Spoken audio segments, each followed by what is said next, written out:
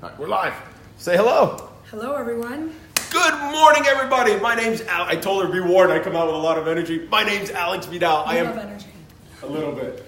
My name's Alex Vidal, president of Related ISG International Realty and host of the show you are watching today, Inquiring Minds Want to Know, where we have some of the most successful people in real estate and in business in general, not only in Miami, but in the country on. If you like today's episode, you are going to, because we have Dora Puig, who is the 6th largest broker in the country, guys.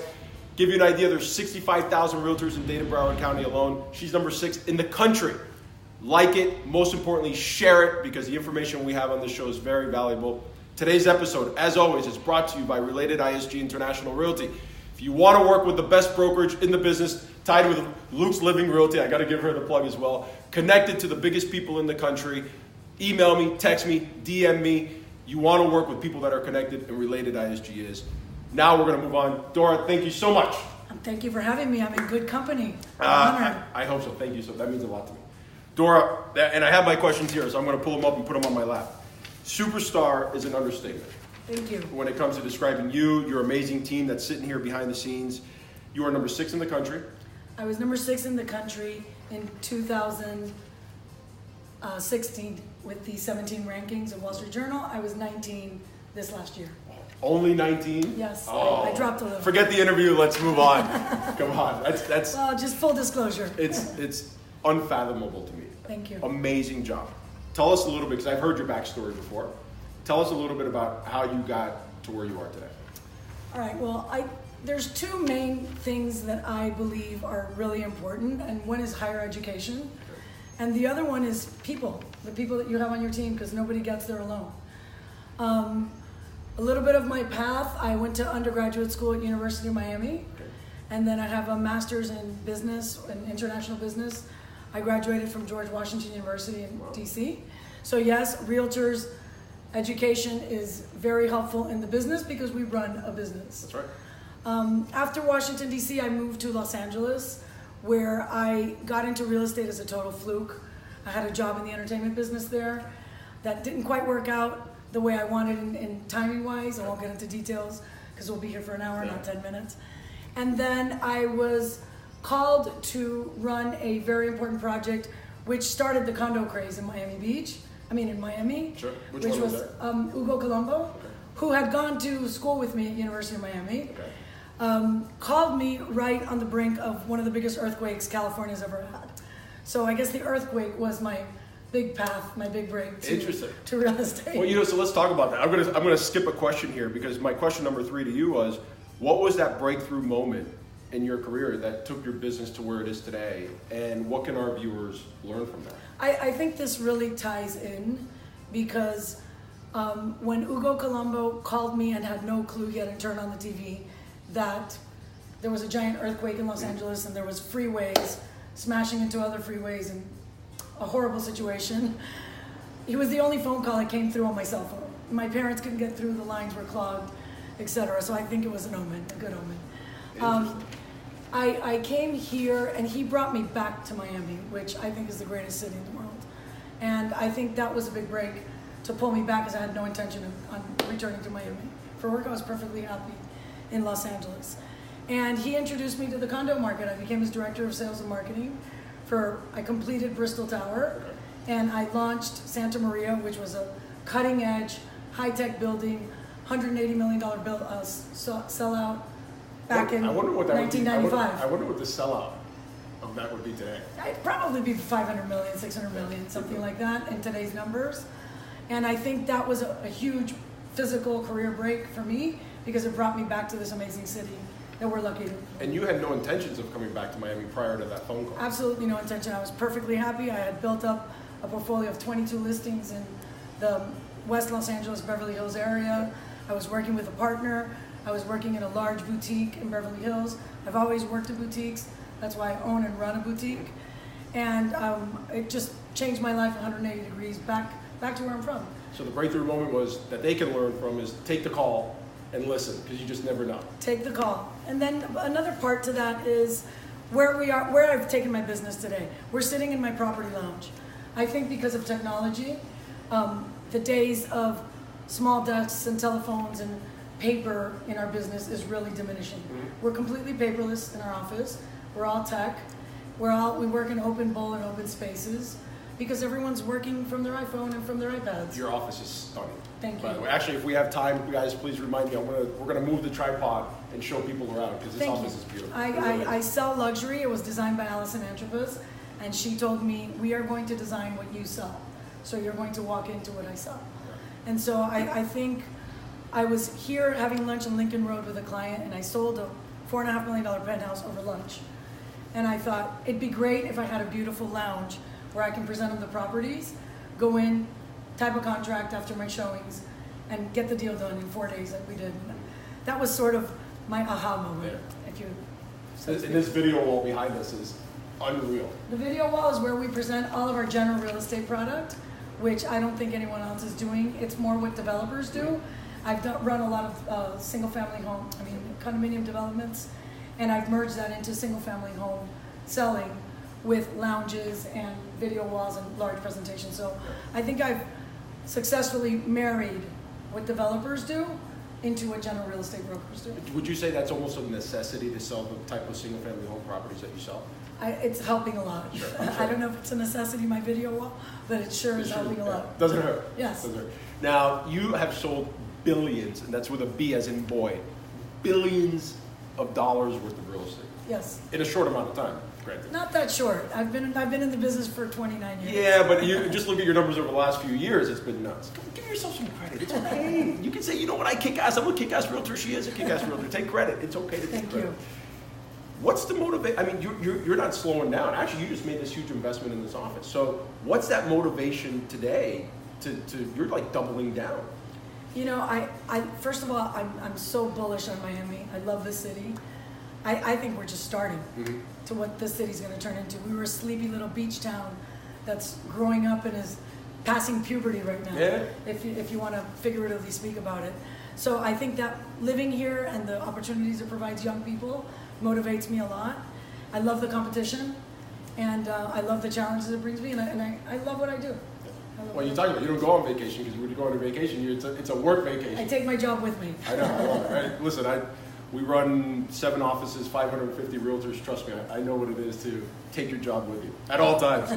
Now, we've talked a lot about Miami, and anytime I interview somebody who's big in the real estate market in Miami, I always ask these questions. Okay. Because I think you're right. I think Miami is so new that a lot of realtors are having a hard time on how to exactly position Miami to their clients. So let's talk about that. Two-pronged question, because you do sell Miami to some of the wealthiest people in the world, let alone down in South Florida. So the two-pronged question is, what should every realtor be including in their elevator pitch to clients about Miami? And what do you find are the most appealing features about Miami that attract these super rich individuals? Okay, part one. I always pitch, I live in the best city in the world. Okay. I live on vacation with a fantastic job attached to my vacation, if that makes any sense. Absolutely. I come home from a 12-hour workday with people all day long, so it's exhausting. And I look at the Biscayne Bay waters, I look at the palm trees, and I get sunshine, and I go home to an island. I don't go home to more stress. I couldn't work in Manhattan, for example. Yeah. I think I work in paradise. So I think selling the city is our responsibility. We're ambassadors of the city as real estate brokers, and I think that's the opener for an introduction to our city from anyone from anywhere in the world. Sure. And on the second part of the question, what attracts this super? And by the way, not to pause you for a minute, but Craig Studnicki, the owner of ISG, says we sell Miami. The condo just happens to come along with it. exactly, that's a great way to put it. Craig's an amazing man. Craig is amazing. Yes. He's a mentor of I've known him mine. for And years. Craig's the man. Yes. So the second part is, so what are the super wealthy seeing about Miami that's attracting them so much? Look, we have the traditional staple of Miami and the beaches that's never going to change, which is our weather, our lifestyle. We sell fun. We're the winter haven for New Yorkers and Europeans. We're the gateway to Latin America. We have warm weather. They get cold weather. That's never going to change. So I think that is a big motivator. Every winter we come from a low season. Everybody's a little down. September's a little rough. And then boom, October, November comes and everybody gets going. It's always August or September. One of those months always sucks. It's a pit of our noses. Yeah, and then boom. And then it all turns around in a month. So I think that you always have to bring forward because that's not going away. Okay. We've also become a tax haven for the luxury market and the super rich. The tax reform is benefiting South Florida incredibly well. It's produced major sales for me this year already. Interesting. And I think it's going to move into 19 even stronger. I'm really bullish on the luxury market, both in high unit, large units, penthouses, and large single-family home estates. As always, these questions always tend to flow right into each other. So let's take that bullish attitude.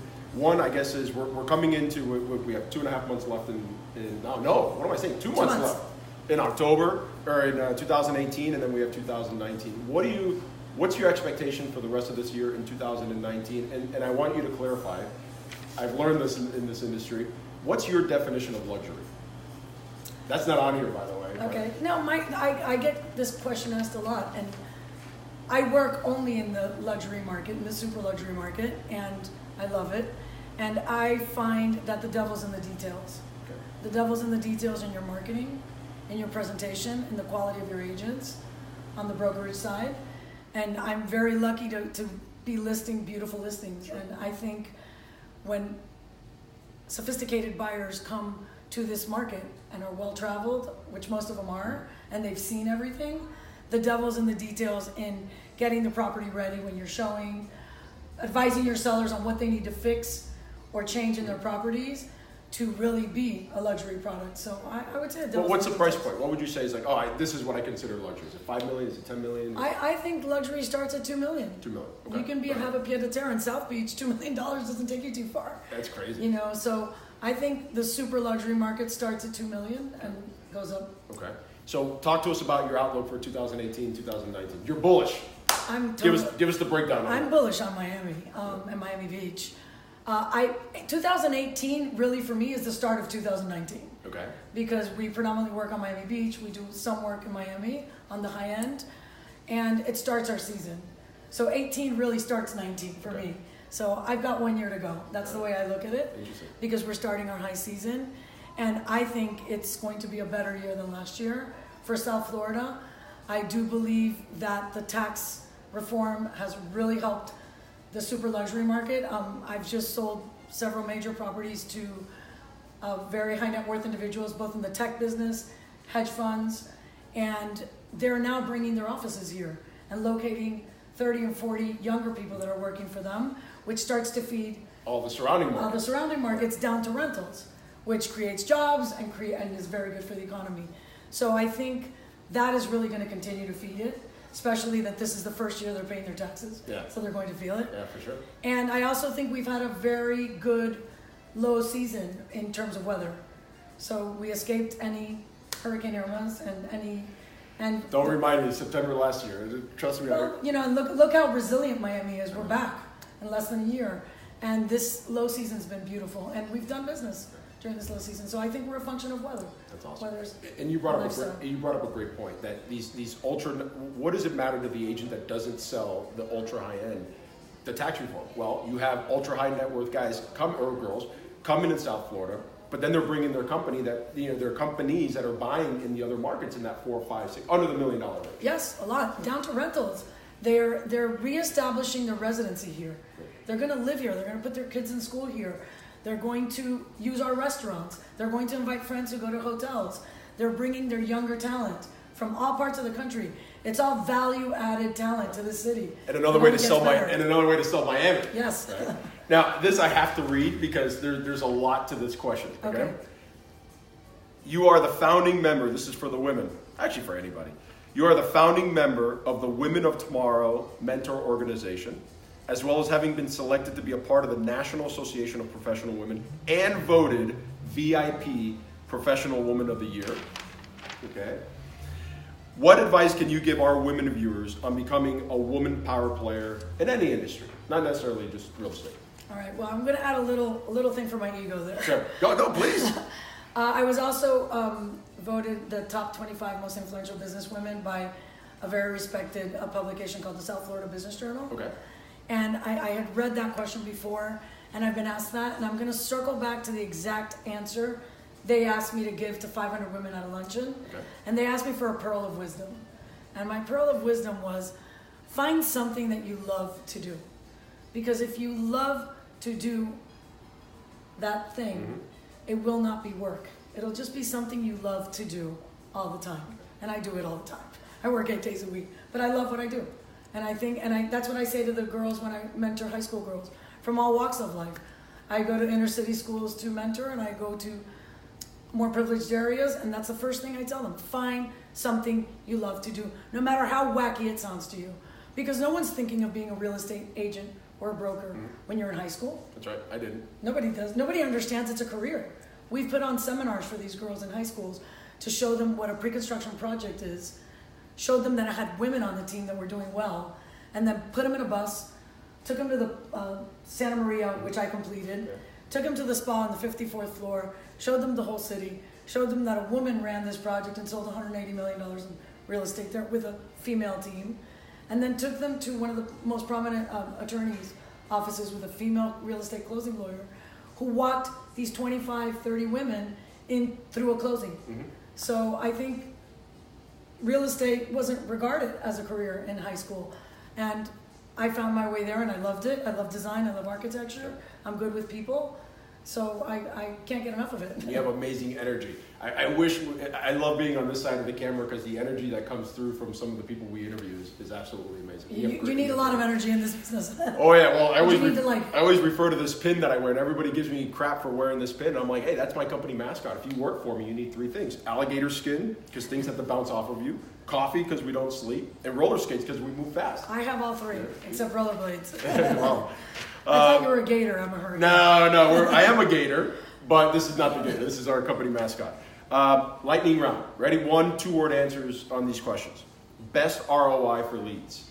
For me, it's been traveling. Got it. I think it's different for everybody else. For me, I've been traveling since I was 15, 16 years old internationally.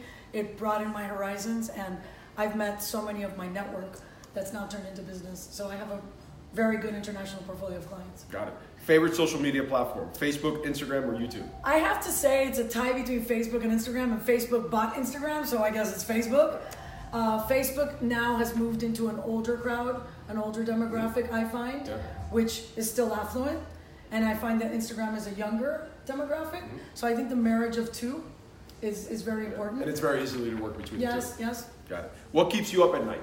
Fear. What keeps me up at night? My husband snoring keeps me up at night, which leads to sleep deprivation. No, aside from your husband aside snoring. from my husband snoring, I have this uncanny little thing called ethics, and I really take it to heart. It's the way I'm wired. Yeah.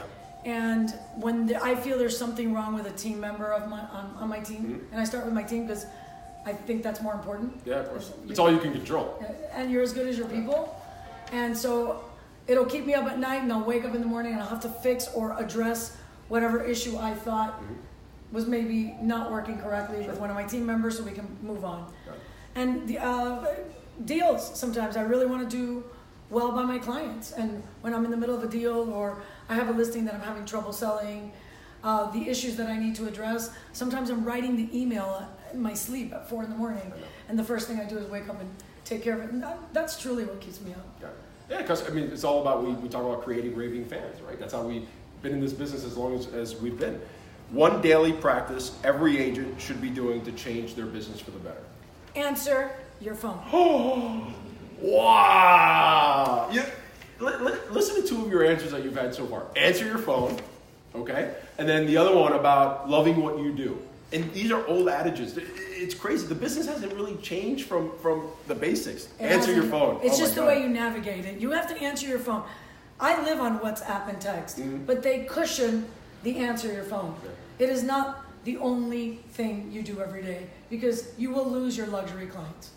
Your super top-end clients want to speak to you. And it's amazing what you can do when you speak. You get lost in translation a lot when you write. Oh, yeah. So answer your phone. And you know, I interviewed a few weeks ago the #1 agent for RE/MAX in the state. He's become a friend of mine, Michael Citron. And his philosophy is, and he does over $100 million a year, so he's a big agent. And he says, if I'm in a meeting, I have to give my client all their attention. So he forwards his phone to his assistant. So somebody is always answering the phone. My phone is forwarded right now to Matthew to make sure that the phone is answering. Common denominator, guys. Craziest property request you've ever had. I've had a whole slew of crazy ones. Pick your favorite one. My favorite one, because it resulted in a sale. Sure. And it was last year. I have this wonderful South African client who is moving to our beautiful city. And he is obsessed with the postcard view and the sunset. Okay. And he literally came down to Miami from Cape Town and from New York, because he travels between both, every 45 days to 60 days for a year, to show him the sunset view properties on the water. And he wanted to make sure that there was sunset in the back of his pool and the back of his home the 4 seasons of the year. So he put me to the test, and we went through 20, 30 homes each time to check that the sun was in his backyard. What was the purchase price? $10 million. Nice. That's a nice commission. Yes. Last question. Book, TED Talk, or podcast recommendation? I was fortunate enough to go to TED Talks in Vancouver last year. That's a Going dream back. come true. Yes, it is a dream come true. It's all brain juice. It's awesome if you love that. And I was really, really impressed with the talk, I think it's on YouTube, of Reed Hastings, the CEO of Netflix. I want to be him when I grow up. Okay. He's an educational philanthropist who's a high school mathematics teacher turned billionaire. Nothing substitutes knowledge. He knows his business very well. But I just thought his demeanor in the way he handled himself with Chris Anderson in the talk was unbelievable. And I know this man handles his business this way. He's all inclusive with his team and his employees. They all take decisions together. And he was really inspiring to me. So I urge all of you to take a look at it. It's awesome. On YouTube. Guys, thank you so much. Oh, I don't want to forget. I want to show them. Can I show them around? You can show them All right, off. give me 30 seconds. You got to see this office. I'm going to pick up the phone. Do you want to say bye? Well, we'll say bye before Goodbye, we leave. Everyone. Let's see where we are. Check out this office. This is her video wall. I think she's got like 16 TVs up there. All right, this is the entry. We're here. We're gonna go this way. Look, say hi, guys. He was about to sneak out. That's the entrance. And if we were to go to the back here, you guys can check this out. Look at this. Sorry, the camera's moving now because I'm holding the tripod. Look at this, guys. What an amazing and beautiful office we have here. It looks like you're right, Dora. It looks like a model suite. So, all right, Dora, you want to say anything else or just say bye? Bye, everyone. Dora, thank you so much. Love our city.